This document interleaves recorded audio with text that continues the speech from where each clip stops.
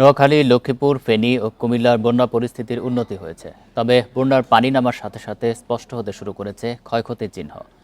কিছু নিচু এলাকায় এখনও পানি থাকায় আশ্রয়কেন্দ্রে অবস্থান করছে বানভাসীরা। নোয়াখালীর ৮টি উপজেলায় উঁচু এলাকা থেকে নামতে শুরু করেছে বন্যার পানি। ওইসব এলাকার বেশিরভাগ মাটির ঘর ধসে পড়েছে।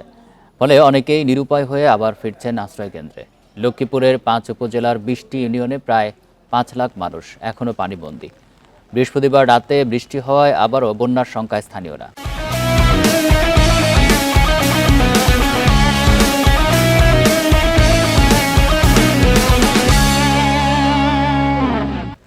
এদিকে চাঁদপুরের হাজীগঞ্জ ও ফরিদগঞ্জ উপজেলায় পানি নেমে গেলেও এখনও বন্যা কবলিত শাহরাস্তি উপজেলা।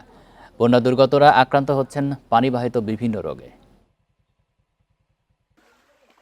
ঘরের সবকিছু নামি গেছে, ঘর কোন সময় পড়ে যায় এটার কোনো নির্দিষ্ট নাই। আজ 15 দিন পর্যন্ত আমরা বাড়িতে বন্দি এবং বাজারেও যেতে পারতেছি না এবং ইনকাম সোর্সও নাই। আমাদের বাড়িতে বিগত 15 দিন যাবত বন্যার কারণে পানি উঠছিল, তারপরে আজ 5-6 দিন যাবত হসপিটালে ভর্তি।